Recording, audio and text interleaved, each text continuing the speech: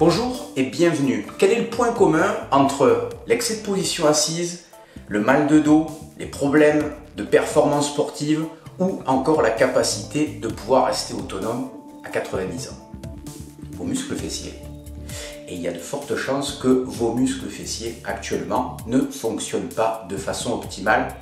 Et c'est ce que je vais essayer de vous aider à résoudre aujourd'hui.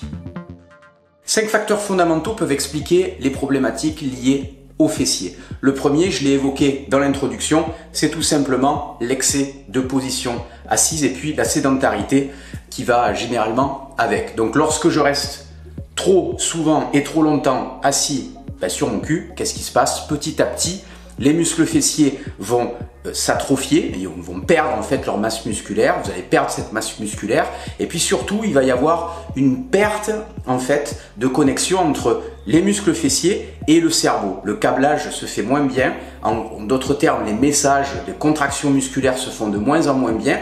Résultat, pour des mouvements qui nécessitent les fessiers comme se lever, s'asseoir, marcher, etc., le corps apprend à utiliser d'autres muscles, il développe des compensations et ces compensations, c'est le deuxième facteur fondamental. Alors vous avez 3 compensations majeures qu'on retrouve très fréquemment chez la majorité des gens.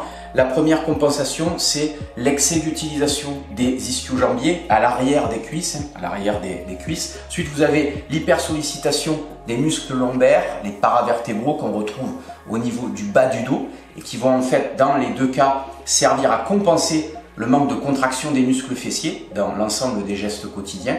Et lorsque vous avez une hyperutilisation des ischios et une hyperutilisation des muscles paravertébraux au niveau de la région lombaire, vous avez en plus une hypersollicitation des muscles psoas, des muscles fléchisseurs profonds des hanches, qui vont essayer de contrebalancer ces tensions que vous avez et qui ne sont pas normales autour du bassin. Et donc l'ensemble va progressivement, d'une part, modifier la façon dont vous bougez, mais à plus long terme, perturber en fait tout le fonctionnement du bas du dos, de vos hanches et de votre bassin et provoquer un certain nombre de problématiques. Ce qui nous amène au troisième facteur, qui est que lorsque à 30, 40, 50, 60, 70 ans, vous décidez de remuscler vos fessiers, il y a de fortes chances qu'il y ait déjà un grand nombre de compensations déjà en place et le fait d'utiliser un certain nombre d'exercices qui étaient censés recruter vos fessiers, les réveiller, vont en fait ne faire qu'exacerber les compensations qui sont déjà programmées depuis un certain nombre d'années chez vous. Donc il faut d'abord réveiller, réactiver vos fessiers avant de vouloir utiliser des mouvements un petit peu plus globaux, un peu plus athlétiques.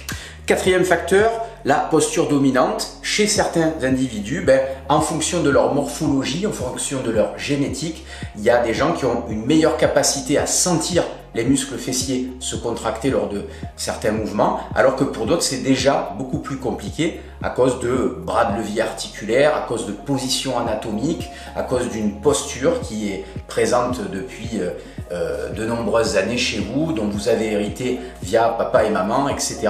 Donc, ça, c'est un facteur vraiment à prendre en considération, qui est que naturellement, il y a des gens qui contractent mieux certains muscles que d'autres, et c'est réellement le cas sur les muscles fessiers.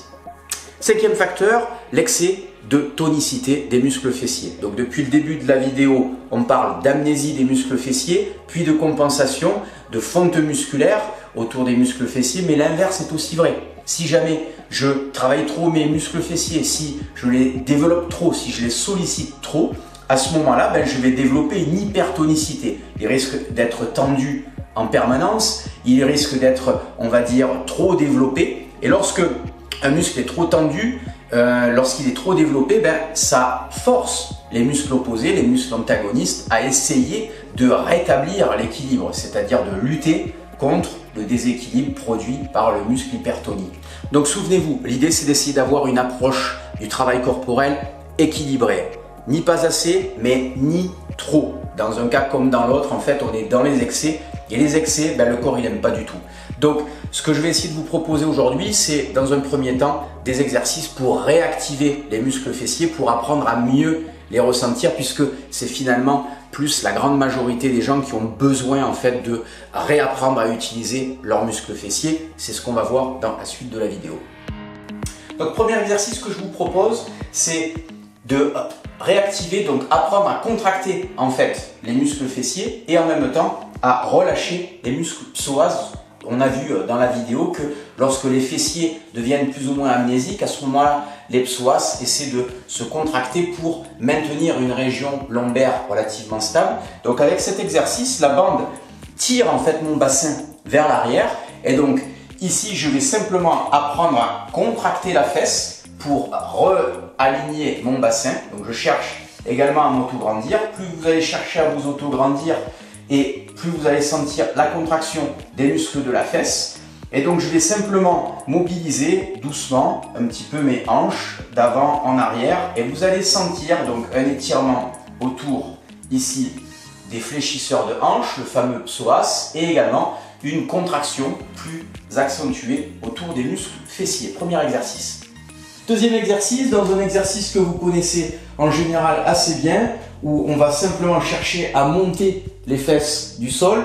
La mini-bande va me permettre d'activer les petits et moyens fessiers sur le côté. Vous allez sentir en fait les muscles sur le côté des fesses se contracter. Et vous pouvez rajouter un petit peu plus de difficulté à l'exercice en saisissant en fait ici les poignets, ce qui va permettre de encore plus ressentir l'action des fessiers. Donc je peux effectuer un travail dynamique ici, toujours pareil, en poussant dans les bandes, dans la mini-bande jaune, bien chercher à contracter, bien chercher à sentir la contraction des muscles fessiers et je peux pousser encore les choses un peu plus loin en travaillant de façon unilatérale, c'est-à-dire je monte ici en position et je monte et je descends pour travailler un fessier à la fois ou pour travailler de façon alternée.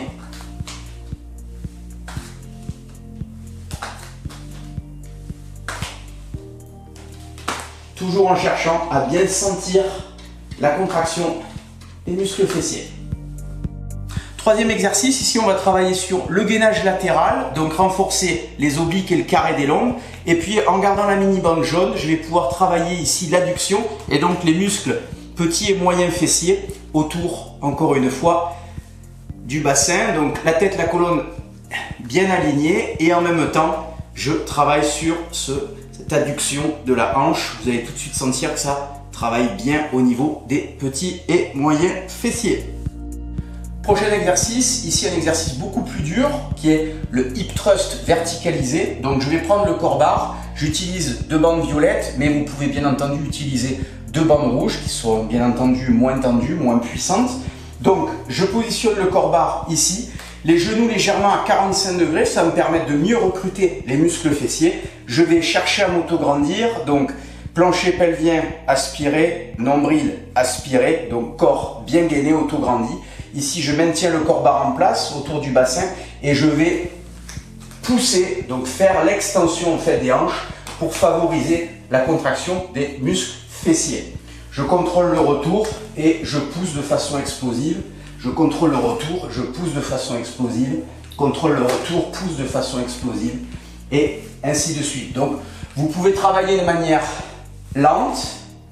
Vous pouvez également travailler de façon explosive puisque les muscles fessiers sont des muscles qui sont également composés de fibres rapides. Donc plus vous allez solliciter ces muscles, ces fibres rapides, et plus vous allez stimuler leur développement, donc les réveiller et provoquer une hypertrophie. Donc contrôle, explosif, contrôle, explosif, contrôle, explosif, et on relâche. Dernier exercice que j'aime bien associer au hip thrust verticalisé. Prenez appui sur un support, une chaise, le banc, un lit, l'espalier. Vous fléchissez le torse en avant, le bassin est le plus possible horizontalisé. Vous allez monter la jambe vers l'arrière, bien tendue. La jambe avant est légèrement fléchie et je vais effectuer des micro-battements ici pour bien travailler les muscles fessiers. Donc l'idée c'est de ne pas hyper lordoser, pas hyper cambrer. Donc je suis vraiment penché vers l'avant. J'essaie de ne pas trop dépasser l'horizontale pour éviter justement de ne pas cambrer. Bien entendu, je travaille des deux côtés pour bien travailler mes fessiers, mes hanches de façon équilibrée. J'espère que cette vidéo vous aura intéressé, vous aura peut-être donné des idées pour améliorer le fonctionnement de vos fessiers. Bien entendu, si vous voulez aller plus loin, il y a l'article qui est lié à cette vidéo qu'on retrouve dans le descriptif de la vidéo, mais également vous pouvez retrouver des conseils plus avancés dans les programmes MEP ou encore Sport sans blessure. Et puis bien entendu, le matériel, vous connaissez la chanson maintenant, c'est sur le www.christophe-cario.com pour retrouver bande élastique, corps barre et tout le reste du matos CTS. Prenez soin de vous et à très bientôt, bye bye.